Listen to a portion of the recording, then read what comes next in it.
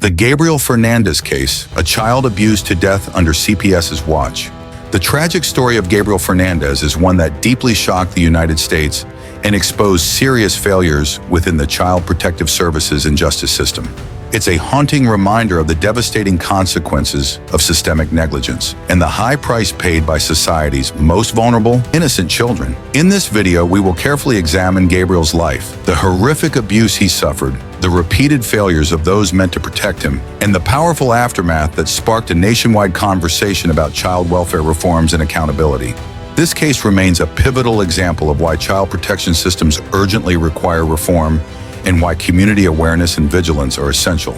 Early life and background of Gabriel Fernandez. Gabriel Fernandez was born on February 20th, 2005 in Palmdale, California, into a life marked by hardship from the very beginning. His parents were young and struggling with their own personal issues. His mother, Pearl Fernandez, had a troubled and violent past, while his father was largely absent. Gabriel was primarily raised by his mother and her boyfriend, Isauro Aguirre, whose influence would later prove tragic. Despite the instability at home, Gabriel was a bright, loving child. Those who knew him described him as sweet, kind-hearted, and always eager to please. He showed early signs of creativity and a strong longing for affection, desperately missing in his daily life. Yet behind closed doors, Gabriel's world was full of unimaginable cruelty and neglect, a heartbreaking contrast to the innocence he exhibited outwardly.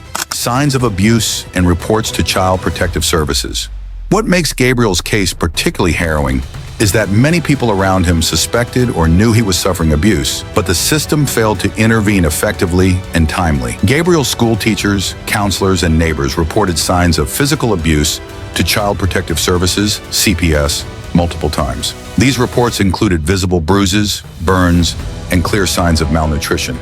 Teachers noted Gabriel was frequently late, wore inappropriate clothing for the weather to hide injuries, and exhibited signs of emotional distress, anxiety, and social withdrawal from peers and classmates. Despite the numerous and consistent reports, CPS investigations were superficial and inadequate. Investigators often failed to interview key witnesses thoroughly, dismissed the severity of his injuries, or concluded there was insufficient evidence to remove Gabriel from the abusive home environment. Poor communication between agencies and a lack of oversight compounded these failures, allowing the abuse to continue unchecked. Tragically, this negligence meant Gabriel remained in the care of Pearl Fernandez and Isauro Aguirre, his abusers. The horrific abuse. Gabriel's abuse was relentless, merciless, and unimaginably cruel. His mother and her boyfriend subjected him to ongoing physical and emotional torture that steadily escalated over time. He was frequently beaten with a belt, struck with various objects, and burned with cigarettes. Gabriel was starved, locked in a small cabinet for hours at a time, and forced to perform humiliating, degrading tasks. The severity of his injuries was so extreme, they were compared to those resulting from severe car accidents. One of the most disturbing aspects was how Gabriel was forced to drink excessive amounts of water, which caused water intoxication, a painful, dangerous condition that can cause brain swelling and even death.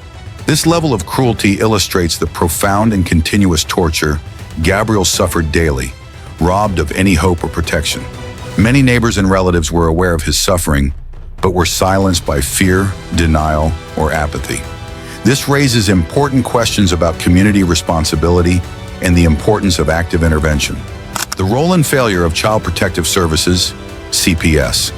CPS's involvement in Gabriel's life was marked by repeated and glaring failures at multiple levels. Over the course of nearly a year, there were more than 60 separate reports filed regarding Gabriel's abuse. Despite these alarming warnings, CPS workers and social workers repeatedly failed to take meaningful or decisive action. Home visits were often superficial, with key interviews not conducted urgently or thoroughly enough. Some CPS reports suggested the injuries might have been accidental or caused by other children, dismissing the real abuse. Additionally, lack of coordination between agencies responsible for child welfare highlighted systemic inefficiencies and communication breakdowns. This case exposed major weaknesses within the child welfare system, from understaffing and inadequate training to systemic neglect. The legal standards for removing children from homes were high, and agencies hesitated to intervene aggressively, partly due to fear of legal repercussions or accusations of overstepping. The tragedy clearly shows why comprehensive reform and accountability within CPS and similar agencies is absolutely necessary. It also highlighted the emotional strain placed on overwhelmed social workers struggling with heavy caseloads and scarce resources. Arrests, trials, and convictions. The abuse reached a horrific climax on May 22, 2013, when Gabriel was found unconscious with life-threatening injuries. Emergency responders rushed him to the hospital, where doctors identified multiple fractures, extensive bruising, and signs of severe, prolonged torture. Despite all medical efforts, Gabriel died 2 days later on May 24, 2013, at just 8 years old. His death was not only a heartbreaking loss to his family, but also a damning indictment of a system that failed to protect him when it mattered most. Following his death, Gabriel Fernandez and Isauro Aguirre were arrested and charged with murder and child abuse. The trial attracted nationwide attention, revealing in heartbreaking detail the extent of Gabriel's abuse through powerful testimony from witnesses and experts. Gabriel Fernandez was convicted of first-degree murder and sentenced to life imprisonment without parole. Isauro Aguirre was also convicted of first-degree murder with special circumstances and sentenced to death. The verdict sent shockwaves across the country, highlighting both the inhumanity inflicted upon Gabriel and the systemic failure that allowed the abuse to continue unnoticed. This trial underscored the dire consequences of child abuse and the urgent need for systemic change. Impact and reforms after Gabriel's death. Gabriel Fernandez's death sparked widespread outrage and renewed urgent calls for child welfare reform across the United States. His case became a powerful symbol of systemic failure, demanding immediate action. Several reforms were proposed and implemented, including increased funding for CPS, improved and mandatory training programs for social workers, and more rigorous procedures for responding to abuse reports. Special attention was given to enhancing interagency communication and clarifying guidelines on when children should be removed from unsafe homes. California launched independent investigations into the case to hold responsible parties accountable and prevent future tragedies. Public scrutiny also led to lawsuits and demands for greater transparency and responsibility within child protective services. Gabriel's story continues to inspire advocates, lawmakers, and the public to push for comprehensive reforms to create safer environments for all vulnerable children nationwide. The role of society and awareness.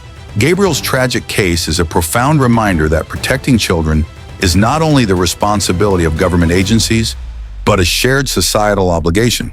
Communities must remain vigilant, report suspected abuse promptly, and offer support to struggling families before abuse escalates. Awareness campaigns have increased significantly, educating the public about the signs of abuse and how to intervene safely and effectively. Schools, churches, and community organizations are being trained to recognize and respond appropriately to child maltreatment.